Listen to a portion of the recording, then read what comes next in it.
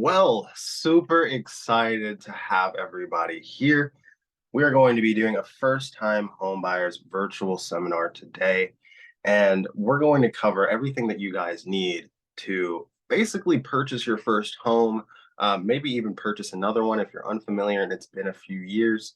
People often don't buy homes for anywhere from 3 to 5 years after their initial purchase, and sometimes not until the mortgage is paid off. People are looking to retire and go somewhere new. So we're going to hop right in here and start covering our presentation. I love it.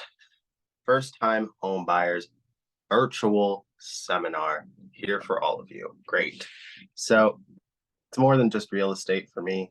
I've broken everything down for you all into 6 simple steps for success. Number one, hire your agent. All of this seems simple. It really does. But I'm going to break these down into how you actually hire an agent, where you can find one, what are your best solutions, and those kind of processes. Step number two, secure your pre-approval. We hear this all the time. Whenever you go out and you look at a property or you've heard about people on HGTV looking for properties, they have pre-approvals. They've spoke to a lender, they got set up. Now they have access to go into these homes.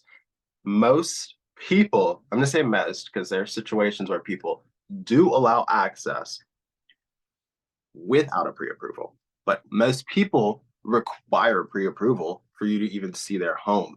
A pre-approval is pretty much vetting somebody before you give them access to roam around your house without your supervision. Often these people will go with their own agent and not you, or they'll go with, I mean, some of these are self-tour homes these days. So we really need to know that the people going into properties are qualified.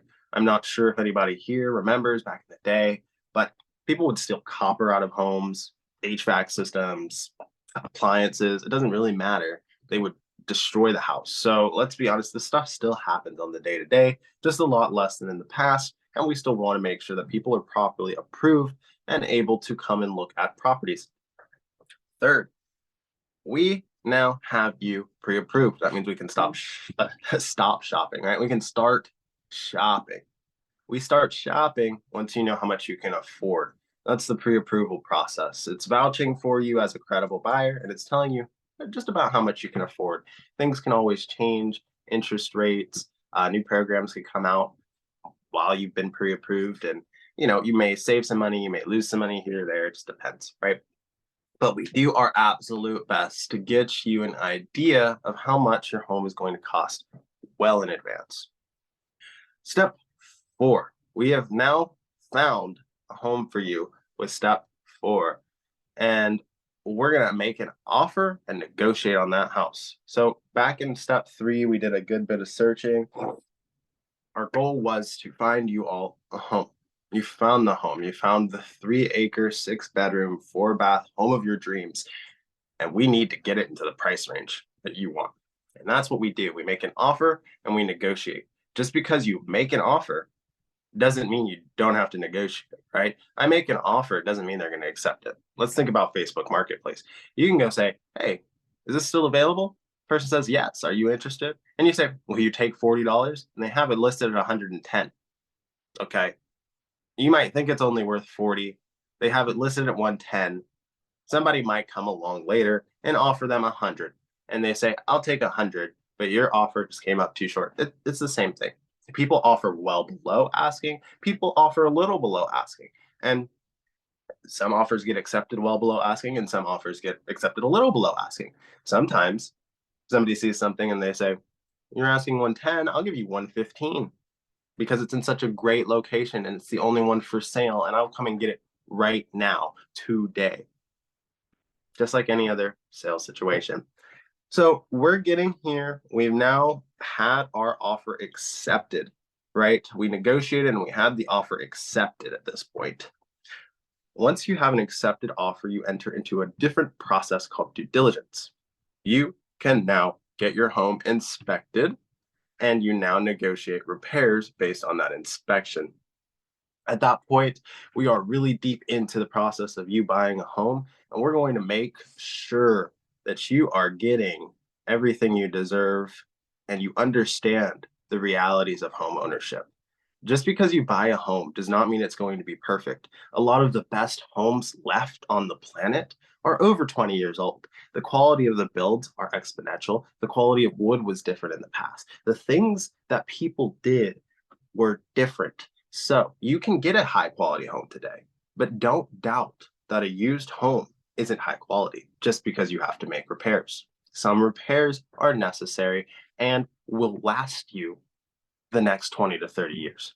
And don't you doubt yourself on buying a older home because sometimes they come with a lot of perks like no HOA, extra acreage, higher quality materials, unique architecture and finishes, crown moldings, things that you don't get in 2024. So please keep that in mind when negotiating your repairs or even getting into an older home that may throw some red flags. Okay.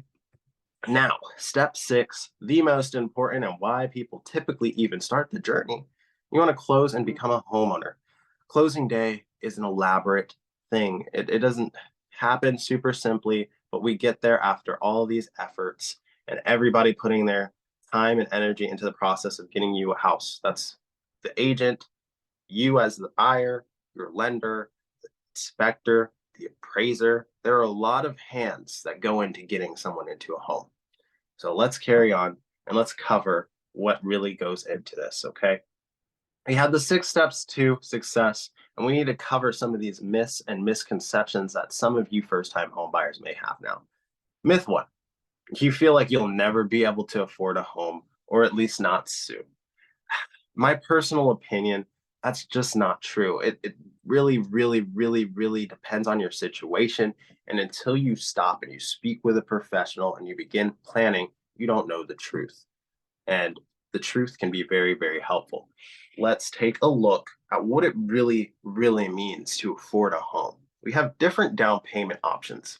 Now, a different down payment option means that a house can cost more for you to get into it initially. Some people don't know all their down payment options. So take a look here. As we have on the screen, we have as low as 1%. That's pretty crazy for you to think that you can't afford to buy a home. And they're offering a 1% down program these days. Typically speaking, you're paying first or last month's rent, maybe first and last month's rent, plus a security deposit to move into a rental. That could be very close to 1% of a purchase price on a home. And there are a lot of factors that go into these programs. I'd have to speak to you all in detail. We'd look over here. You have a 1% down payment program. It's up to $350,000. Okay. And that would equal roughly $3,500 down. Now, this is a special grant program with a specific lender that I have worked with in the past. And this isn't offered by everybody. There are certain limitations, there are certain terms, but when you do great, you can have great things, right? So let's take a look at what you typically need to buy a home. And this throws people in a wrench or makes people question if they can afford it a little bit, but it's not what people always assume. Growing up, I heard 10%, 20%, 50%, 100% cash to buy your house, you know? And as I started selling real estate and educating myself, heck, even purchasing my first home, I realized I only needed 3%. And this is the minimum required for what is called a conventional loan. And there are certain restrictions. There's credit score requirements, as well as debt to income ratios that have to be met in order for you to qualify for this minimum. But this 3% down, using the same hypothetical up to $350,000, actually leads you to only need $10,500. That's a lot of money. I'm not going to be the guy to say that's not a lot of money, but I'm also going to be the guy that tells you that you spend just as much money trying to get into a rental and going through the rental application process and constantly figuring out where you're going to move the next year.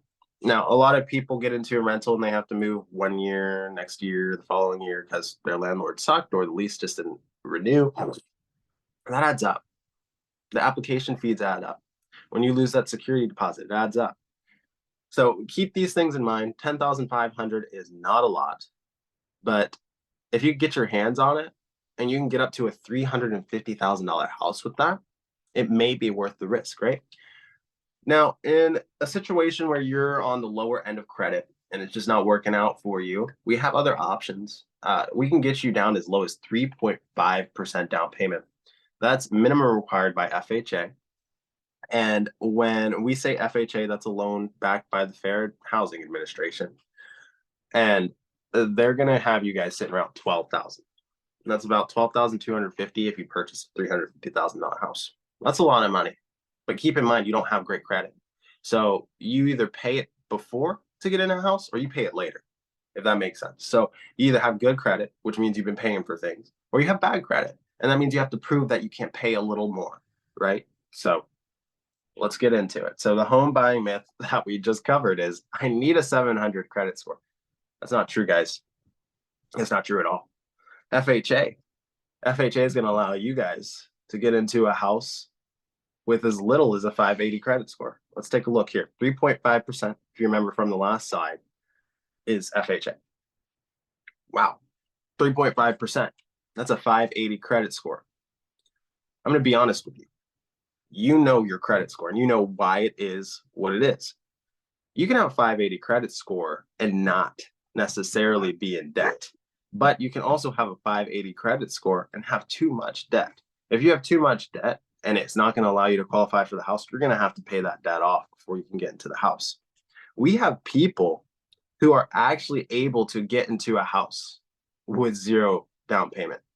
Okay. It's a special program. It's called FHA $100 down. You got to put $100. I put 0%, but it's just figurative. There's details that go into this, right? $100 down. That's crazy. That's crazy. Certain things happen though. And you got to have at least that 580. I put the 620 here because that's really going to help you get a better rate. We don't want you guys to use 580 if you don't have to, because that really makes your monthly payments go higher. That makes things a little more complicated for certain people in certain situations. So we want to make sure you're getting the best product for your situation. We can't say that you're going to get the best without planning, but we can try our best to work with your situation to get you the best product. Okay.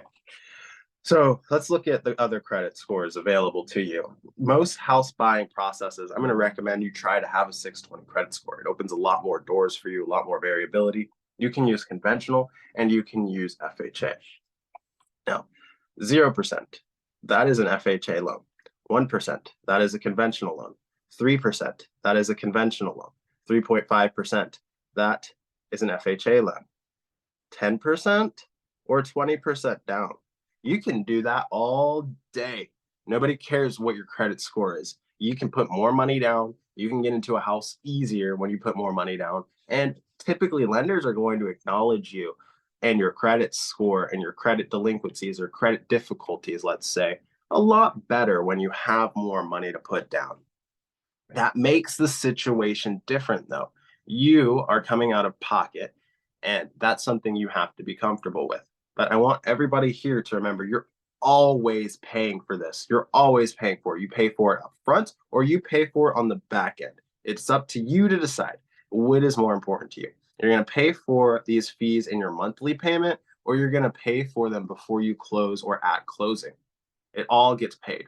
It all gets paid. So when you tack all this stuff in to your mortgage and all that stuff that I'm mentioning is your down payment and soon to no closing costs, you're going to pay extra on interest.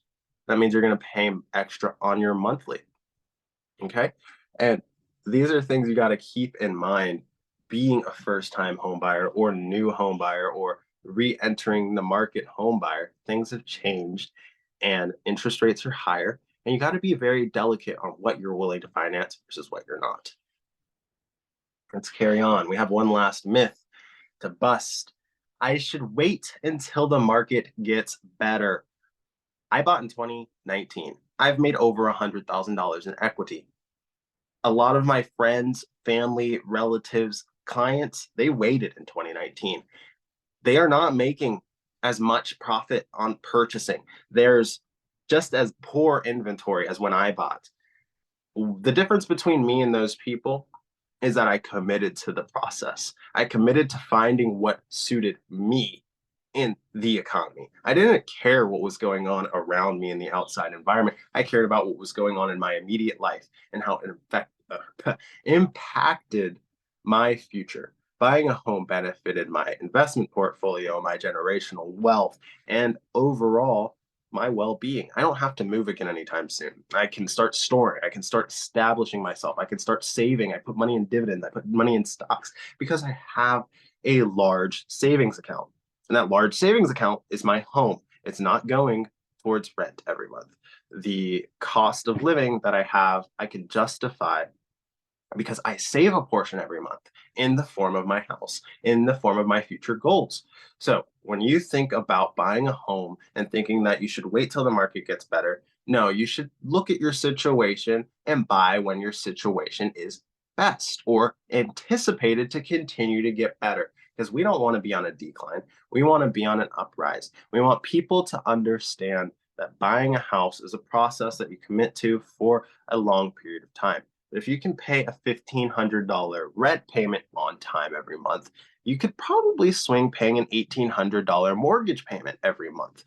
And it's going back in your pocket, not someone else's. You're making yourself wealthy. You're not making a stranger wealthy and benefiting their family and their generational growth. Okay, let's go on and carry on to this. Whew. So we covered this in passing. I want it to be very, very important for all of you to know the different types of loans that are out here for you. Okay, we're going to start with the most powerful loan product on the market. That's going to be the veterans loan, also often known as the VA loan, simply put. You had to have been military. There's no real way around this besides having military in your family and allowing them to use it because they're family. Right. This product offers a 0% down payment. That's amazing. You guys just have to call, you guys just have to cover what's called closing cost. Every loan has closing cost. Closing cost consist of different items, taxes, escrow accounts, extra fees that come from the attorney, anything else that you could think of, HOA, and the list goes on. I have one coming up for you. But this is maybe the most powerful product on the face of the planet. You can buy a lot of houses with this, and it opens a lot of doors for those who have made the sacrifice to join the military. Number two, maybe one of the most used products and has a lot of advantages and disadvantages. We have the Federal Housing Administration's loans, and these are FHA loans. They're offered by our federal government. With certain grants available, you can get 0% down payment, but typically the required amount is 3.5. And that's super typical, and it's really, really rare to be able to take full advantage of all the grant programs with FHA. Keep that in mind. Some people can. I have helped many a person do so, but always, always be prepared for the worst case scenario. We prepare people for the best case scenario, and we want you to know there are best case scenarios, and there are scenarios where you may need 3.5% down, if not more. Okay. Now, product number three, conventional or a traditional loan. These are really strong products to take out here. This is going to make your offer competitive. During a conventional loan, they don't look for as much to be repaired or replaced in the home that you're purchasing. FHA has very high standards on the quality of the home. A conventional home is good for a person who feels like they can do some repairs or they want to get a slightly better deal because they got something less renovated or maybe needs a new HVAC or could use an updated roof. Those kind of things. Often at times, FHA's appraisals will not allow them to pass without the condition being repaired. Conventional, on the other hand, they are willing for you to take all the risk because it's not backed by the government. Hope that makes sense. With the conventional loans, you can have a minimum down payment of 3%. We have a special conventional loan program that offers 1% with a granted 2%. So you're still putting down 3% total. You, as the consumer, are only responsible for coming up with 1%, however. That is a fantastic home buying product an opportunity for anybody trying to get in the door this year. I don't know how long this is going to last. I do know we've used it. We've had great success. People are grateful and thankful for the opportunity to essentially get into a home at the same cost as getting into a rental these days. So let's carry on. Got a good bit more to cover with all of you. So what I'm asking is that all of you get to know real estate today and then buy when you need.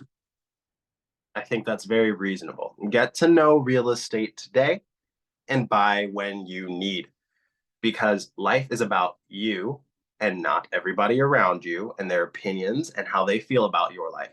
Get to know real estate today so that you make the educated decisions and you can educate others on your decision. And then you buy when you need. Okay? It's a very simple slide. Hope you guys like that one. Because waiting to buy a home can cost you guys money. As I mentioned before, I bought in 2019. People aren't getting the same equity gains and value from buying because they waited. You waited and you waited and you waited and you played the sidelines and you thought you knew the economy and you thought you knew the laws of supply and demand. But I hate to be the guy you didn't. I did, because supply and demand is still showing that prices are going to go up. And that's my honest opinion, is that the longer you wait and you don't find the deal, you don't hunt for a deal, you just hope there are plenty of deals out there for everybody to come and get, like it's Costco, that's going to be a problem. Because the housing market on Costco on a Saturday, that would be terrible. I would rather shop at Costco on a Wednesday than shop at Costco on a Saturday. And this summer, the housing market is going to be Costco on a Saturday. Okay? So keep waiting if you want. But go get your groceries earlier in the week, and I bet you're going to have a more relaxed weekend. Let's look at some cost comparisons, though. Woo! Let's do it. So let's name this guy over here Brink, right? Brink is renting, and we got Sarah, Brink and Sarah, right? Sarah's buying, Brink is renting, and we're gonna say Sarah's a smart cookie. What I've noticed a lot in this recent times is we have more female buyers. First-time home buyers tend to be single moms or single ladies who understand the value of generating general wealth and equity for themselves. So let's look at Brink. He has a purchase price of 0 because he's renting. Smart guy, saving so much money. He has a payment monthly for his rent to live where he wants. He's maybe downtown Atlanta. He's got a 1-bedroom, 1-bath. He's paying $18.50 a month for his 1-bedroom, 1-bath. It's a bachelor pad. It's great. Good for you, Brink. But over the next 30 years, if you don't move, my friend, you're going to pay $666,000. That's if you don't move. And you're probably going to move. And that's also if your rent stays the same, Mr. Brink. I'm thinking it'll probably go up next year, maybe $50, maybe a little more. He's happy though. He's in a great location. But let's go and check out Sarah. Like Sarah, she's like, I can be 10, 15 minutes away from work. It's no big deal. But I would really like to own. I'm tired of moving around every 3 to 4 years. And the cost of moving around is a lot. I have to pay for the moving guys, and I have to take off a couple of days of work, and it's just not, I hate it. I hate moving. I'm going to buy something. I've lived in Georgia all my life. I think it's a good idea. I'm going to buy something. She spends $250,000. We're not going to cover what her interest rate is, but her payment came out to $18.50 a month. Let's just say that's where she came out after everything was said and done. She is going to pay a total of $666,000 over 30 years. That's including her interest, because this is her total payment monthly. And when you get a mortgage, it includes your principal and interest and taxes, guys. Also, insurances. So this is all of her stuff. This is other stuff. She has utilities, but this guy also has utilities. I didn't say that Brink didn't pay utilities. He doesn't have internet, he doesn't have water, he doesn't have gas. He has those. He's renting, he has them, just like Sarah has them. So over the 30 years, they're both going to pay $666,000. Sarah can sell this and essentially not pay all of that. And he can move and essentially not pay all that. But he's probably going to pay more.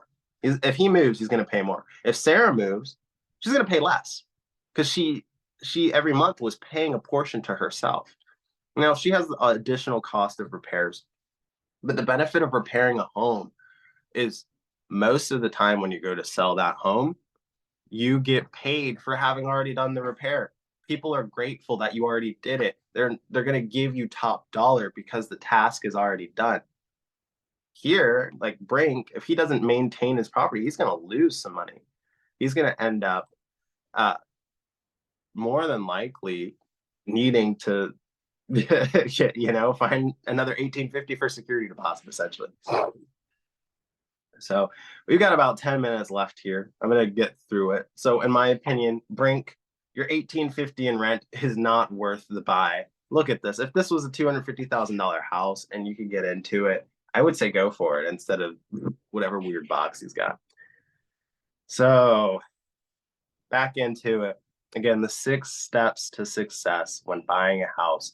You're going to hire your agent, secure your pre-approval, locate your future home, make an offer and negotiate, get your home inspected and negotiate your repairs, close, and become a home owner.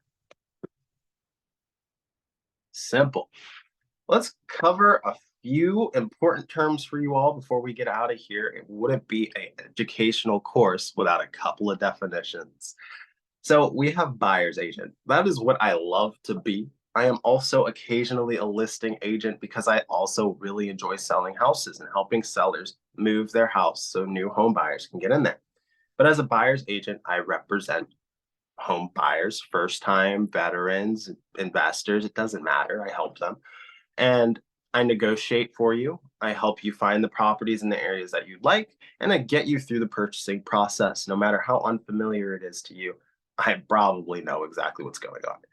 Okay, so as a listing agent, I help people get through the selling process and I tell them what's going on. And typically speaking, it makes it a very, very, very smooth process to work with a listing agent. People get confused with who pays what. So we'll cover that real quick. The buyer pays the buyer's agent. However, commissions can be offered to the buyer's agent by the seller. Okay. So when the buyer makes their purchase, the money comes from the buyer. However, the seller takes a portion of that money and relays it back to the buyer's agent. Alternatively, the listing agent is almost always paid by the seller. Like it would be crazy to negotiate that the buyer's agent or the buyer pays the selling agent too. That would just be absolutely insane. And it happens. It can be negotiated. All of these things can be negotiated. That's the craziest thing about real estate. There's norms, but all of this is negotiated and you create the reality of the terms in the contract. Okay. Now we're in due diligence. Due diligence is something you're going to hear a million times when buying a house. This is your process and your ability to research before committing to the property. This due diligence period, it is no cost. Nobody pays for it. There are things that occur that cost you money during due diligence, but the act of being in due diligence is no cost. And you do your due diligence as a buyer to make sure that the home meets your needs. Inspection occurs during due diligence. That is us hiring a licensed residential inspector or commercial inspector to come review your property and give you a report of all damages or potential concerns. You take this report to the seller, and the seller decides whether they're going to negotiate or make repairs for you. Okay. Typically speaking, the buyer is going to pay for the inspection. If the seller pays for the inspection, I would have some concerns because the inspector doesn't work for the buyer. The inspector works for the seller. The buyer should hire their inspector to ensure that the inspector is working for their best interest. The inspector will tell you the house was horrible. They already got paid. They got paid before you bought the house. So their rationale in telling you if it was a good or a bad deal, it doesn't really exist. They just want to get paid to do their job and give you the best report possible. We are at appraisal. The appraisal is ordered by the lender to ensure that the home you are buying meets the qualifications of the loan you applied for. So if the house is $250,000, they're going to send an appraiser out to make sure the value of the home sits at $250,000. If it sits at $240,000, we will have to renegotiate your deal to make sure that you are willing to only pay $240,000, or if you're willing to pay an extra $10,000 out of pocket to make this house deal work.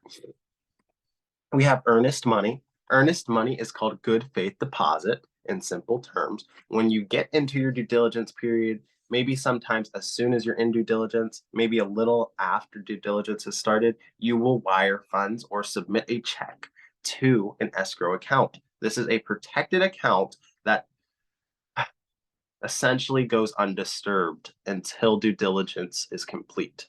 Once your due diligence period is complete, this money technically belongs to the seller as long as you have committed to buying the house. If something comes up and say your appraisal is short or one of the contingencies that we have placed in your contract has an error, you are entitled to this money back. But if you decide to change your mind or your heart and you just don't want the house at the last second, your earnest money or good faith deposit is lost. It goes to the seller because you decided that you no longer wanted to buy the home while you were a fully qualified buyer. So during the due diligence period, your earnest money is protected because you are inspecting and researching. After the due diligence period, it is very hard to say that your earnest money is protected. This is always paid by the buyer, and that is not really an exception. I don't know a kind seller who's going to pay the buyer's earnest money. Down payment, that's the cost to secure the loan from the lender, and that can be anywhere from 1 to 97% of the loan. You can't get a loan if you buy a house outright cash. That doesn't make any sense. Then you would have to go refinance it for a portion. But if you buy it with cash, you're not getting a loan. So that's why it says 97%. Okay. Closing costs. Closing costs include title insurance, transfer tax, appraisal fees, property taxes, loan origination fees, title fees. We have title fees on there multiple times, I feel like. Attorney's fees, home inspection fees, recording fees, survey fees, and the list goes on. Closing costs are variable and they change with each loan and each situation. And who pays closing costs is actually negotiable. So the seller can pay all the closing costs if the buyer asks and the seller agrees. Or the buyer can pay a portion of them if the seller agrees to pay a portion. It's really cool. The buyer can also end up getting screwed and paying all of it. But I want you guys to remember this stuff always gets paid. If you finance the cost of closing, you're going to pay it monthly or you're going to pay it when you sell the house. So this always gets cost or always gets paid. It's up to you to decide, do I pay it up front or do I pay it at the end? Keep it moving. Let's keep it moving. So we covered all this. For you to hire an agent, I always recommend you ask friends or family who they use, check Google, homes.com, or simply use our team. We are fantastic. We are going to travel and be dedicated for you. And you're here. You're enjoying our video, I hope. So go ahead, choose our team, and we will help you.